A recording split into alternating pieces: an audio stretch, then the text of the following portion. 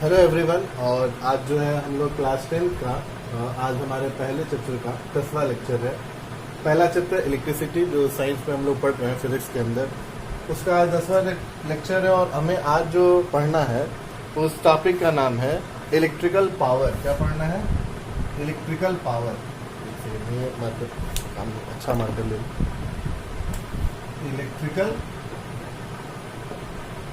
Power का मतलब आप जानते ही हैं। अगर आपने छोटे क्लास में पावर पढ़ा होगा तो आपको पावर का मतलब पता होगा। 9th क्लास में मैंने पढ़ाया था कि पावर होता है वर्क अपॉन टाइम या एनर्जी अपॉन टाइम।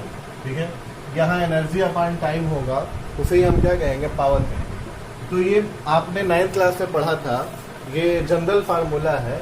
लेकिन यहाँ जो हमें पावर निकल के आता है इलेक्ट्रिकल पावर, उसका जो फार्मूला होता है वो होता है V इंटू आई। क्या होता है? V इंटू आई। ये होता है T। ये होता है इलेक्ट्रिकल एनर्जी का फार्मूला। किसका? इलेक्ट्रिकल एनर्जी का। VIT आपको इलेक्ट्रिकल एनर्जी का ये जो है फार्मूला है। और अगर T से डिवाइड कर देंगे तो पावर का फार्मूला सिर्फ रह जाता है क्या? V इंटू आई। तो V इंटू आई आपको इलेक्ट्रिकल पावर का फार्मूला है। यानी अगर आपको पोटेंशियल डिफरेंस पता हो, पोटेंशियल डिफरेंस, और आपको क्या पता हो? करंट पता हो, करंट, तो आप क्या बता देंगे? पावर बता देंगे किसी भी सर्किट से कि वहाँ कितनी पावर कंज्यूम हो रही है। ये इलेक्ट्रिकल पावर का आपका क्या है? सिंबल है। और पावर का मतलब रेट ऑफ एनर्जी पर सेकंड जो खर्च होती है वही पावर होती है। तो सिंपल सी बात है, यही है। अब आपको ये जो फार्मूला है कई और फॉर्मेट में मिल जाता है। क्यों मिल जाता है मैं आपको बता दूं।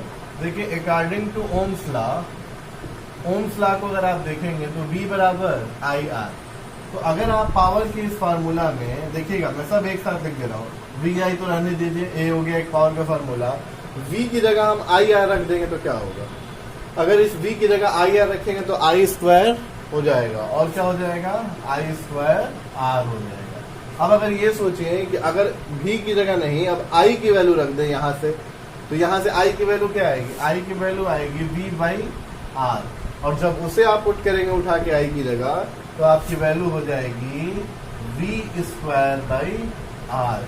तो ये सब क्या है? पावर के ही फार्मूले हैं, अलग अलग फॉर्मेट में। अब आपको जो दिया होगा उस फॉर्मेट में आप उस हिसाब से वैल्यू क्या बोलते हैं, फार्मूला इस्तेमाल करेंगे और आप पावर की वैल्यू निकाल लेंगे। यूनिट क्या होगी पावर की? तो यहीं से देख लो, पावर जो होता है वो वर्क अपॉन टाइम या एनर्जी अपॉन टाइम। तो इसकी यूनिट होती है जूल और टाइम की यूनिट सेकेंड। तो जूल पर सेकेंड। लेकिन इसकी एक फेमस यूनिट है, आपको पता है, हमने बताया है पहले ही। तो क्या होती है? वो होती है वाट। क्या होती है? वाट। तो ज्यादा जो फेमस है वो चलता है क्या आपको? वाट। तो ये वाट कर लेते हैं। तो ये आपका जो है यूनिट हो गया, सब कुछ हो गया। अब याद हो अगर आपको पिछला हमारा जो अगला टॉपिक है मैं आपको बताऊं, वो पढ़ना है आपको 1 वाट। क्या पढ़ना है? 1 वाट। वैसे तो मैं ये होमवर्क करके भी आपको दे सकता हूँ आपके लिए, कि आपके लिए ये होमवर्क रहेगा। 1 वाट कि 1 वाट कैसे आएगा? P बराबर 1 आ जाए। तो P बराबर होता क्या है? V इंटू आई। तो V की वैल्यू क्या ले लीजिए? 1 वोल्ट। और I की वैल्यू क्या ले लीजिए? 1 एम्पियर। तो P बराबर क्या आ जाएगा? 1 वाट। अब 1 वाट की डेफिनेशन क्या बनेगी? याद है आपने डेफिनेशन बनाई है 9th क्लास में, F equal to M into a से 1 न्यूटन की बनाई है ना, 1 न्यूटन की।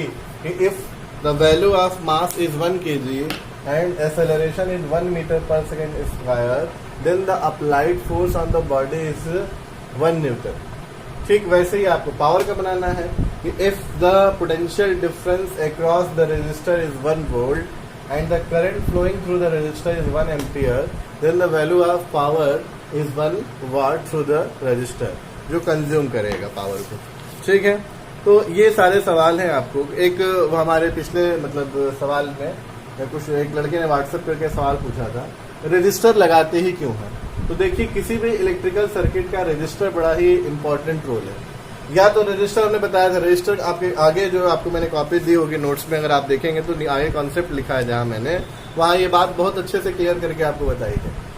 रजिस्टर हम दो ही चीज को मानते हैं, या तो मार्केट से खरीद के रजिस्टर लगाते हैं, जैसा कि मैंने आपसे कहा था, जिसका रेजिस्टेंस बहुत ज्यादा होता है, क्योंकि वायर का तो रेजिस्टेंस हम नहीं मानते, कनेक्टिंग वायर का रेजिस्टेंस नहीं मानते, ये आपको पिछले वीडियो में हमने बता चुका है। या फिर रजिस्टर नहीं है तो क्या होगा, कोई इलेक्ट्रिकल आपका ऑपरेटस होगा, जैसे आपका प्रेस हो गया तो उसका अपना खुद का तो रेजिस्टेंस होगा, पंखा हो गया, ट्यूबलाइट हो गई, इन सब चीज़ों की अपनी रेजिस्टेंस होती है।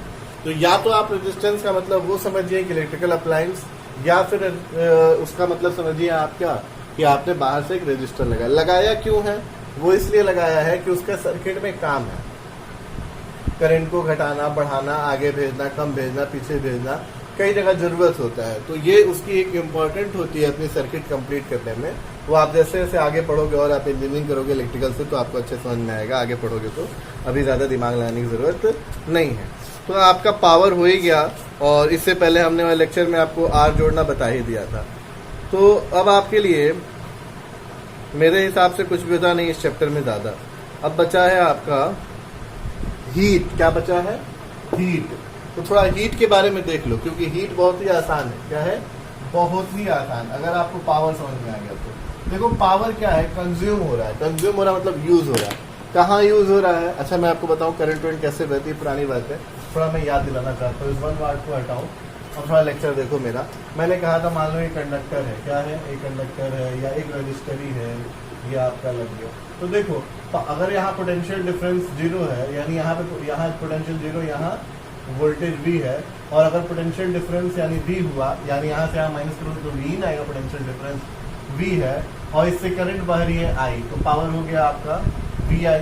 ठीक है, अब मान लो ये VI की वैल्यू है 10 जूल, 10 वाट। एक समझाने के लिए मान ले रहा हूँ, इसको 5 ही ले लो और करंट को 2 ले लो, क्या दिक्कत है समझाने के लिए।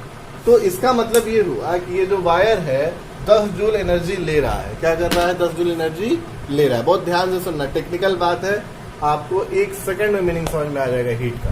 सुनिए, अब ये पावर क्यों कंज्यूम कर रहा है ये बताइए। पहली बात, चार्ज को फ्लो कराने के लिए। आपको पता है ना बैटरी पावर देती है चार्ज को बहने के लिए, क्योंकि चार्ज दौड़ते हैं तो रास्ते में आयन से क्या हो जाते हैं, टकरा जाते हैं। उन आयन से टकरा के अपनी एनर्जी को लॉस करते हैं। किस फॉर्म में लॉस करते हैं? हीट के फॉर्म में, याद आ रहा है, और जिससे वायर गर्म होता है।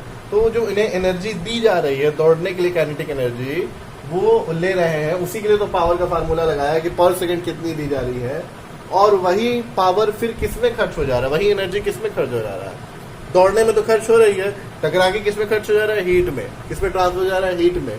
तो एक बात बताओ, जो फार्मूला पावर का होगा वही फार्मूला तो हीट का होगा। आपने मुझे एनर्जी दी, उसका आपको फार्मूला मालूम है, और वो एनर्जी हीट में बदल रही है, तो हीट एनर्जी का फार्मूला क्या होगा? जो आपने मुझे एनर्जी दिया, पर सेकंड जो आपने मुझे एनर्जी दिया वही फार्मूला होगा। बात समझ में आ रही मेरी? तो हीट के लिए कोई अलग फार्मूला नहीं है, हीट के लिए कोई अलग फार्मूला नहीं है। हीट का कोई फार्मूला पूछेगा तो फिर वंस अगेन क्या लिखना पड़ेगा, यही, क्योंकि यही जो पावर दिया जा रहा है चार्ज को, वो चार्ज ट्रांसफर करेगा आयंस को in the form of heat. तो हीट का जो फार्मूला होगा वो भी लिखा जाएगा VI I²R और V²/R। ये जो आपका हो जाएगा, क्या हो जाएगा, फार्मूला। तो जैसा पावर का फार्मूला वैसा ही किसका फार्मूला, आपका हीट का। लेकिन अब हीट के लिए आपको टाइमिंग लगानी पड़ेगी। 1 सेकेंड, टाइमिंग आपको लगानी पड़ेगी। आप टाइम ठीक से, ये पर सेकेंड था, ये पर सेकेंड था, हीट कितने सेकेंड के लिए है, तो आप लगा दीजिए VIT I²RT और V²/R × T। कितने समय के लिए था? पावर तो 1 सेकेंड के लिए कंज्यूम एनर्जी होती है, हीट एनर्जी आपका फार्मूला सामने आ गया। तो जो हीट एनर्जी का फार्मूला है वो पावर से ही लगभग आता है, बस उसमें टाइम से मल्टीप्लाई कर दीजिए, क्योंकि कितने देर के लिए आप निकालना चाहते हैं, ये तो 1 सेकेंड पे डिफाइंड होता है। यूनिट क्या होगी जो एनर्जी की होती है, क्या होती है बोलो, जूल। हीट एनर्जी भी तो, हीट भी तो एक तरह की एनर्जी है, उसकी यूनिट क्या होगी, जूल। ठीक है, उसकी एक और भी यूनिट होती है, उसे बोलते हैं कैलोरी। तो जूल को कैलोरी बनाने के लिए आपको इसमें किससे डिवाइड करना पड़ेगा। आप थोड़ा नोट सामने रख के मेरा वीडियो लेक्चर देखा करो, थोड़ा मुझे भी मदद मिलेगी, मैं थोड़ा जल्दी से सिलेबस भागेगा, थोड़ा आराम से, नहीं हमारे लिए आराम होगा, ठीक है, ताकि आपका कॉन्सेप्ट क्लियर होता रहे। क्योंकि मैं कहाँ से बोल रहा हूँ, मैं सामने नोट्स रखा रहता हूँ, मेरी जो लेक्चर है वो नोट से ही रिलेटेड रहती है, ताकि मैं चाहता हूँ कि बच्चा इधर उधर डाइवर्ट ना, उसका माइंडसेट रहे कि नोट्स से ही सारा काम चल रहा है, और नोट्स कंप्लीट करते रहो, बार बार करना है। तो ये तो हीट का फार्मूला जूल में हो गया। अगर दूसरे इसको यूनिट में निकालना है कैलोरी में, तो आप देखोगे नोट्स में लिखा होगा, इन सबके नीचे 4.2 से क्या किया होगा, डिवाइड किया होगा। यानी अगर जूल में 4.2 से डिवाइड कर देंगे तो जूल ना होकर क्या हो जाएगा, कैलोरी हो जाएगा। क्या हो जाएगा, कैलोरी। तो ये थोड़ी सी आपको ध्यान देनी है ये सब बातें। अभी थोड़ा जो गंदा संदा लिखा हुआ है ये अगर आप नोट्स रखोगे सामने तो कोई दिक्कत नहीं होगी, इसीलिए मैं कह रहा हूँ नोट्स रखा करो। ठीक, तो आपको इलेक्ट्रिकल पावर का फार्मूला VI, ये एक ही फॉर्मेट नहीं, इसके और कई फॉर्मेट होते हैं। ये पावर का मतलब होता है एनर्जी पर सेकंड हो गया। हीट के लिए क्या होगा, जो एनर्जी का फार्मूला होगा, जो एनर्जी का वही फार्मूला क्या होगा, हीट का भी होगा, क्योंकि जो वो एनर्जी है वो एनर्जी किस फॉर्मेट में खत्म हो रही है, हीट के फॉर्म में।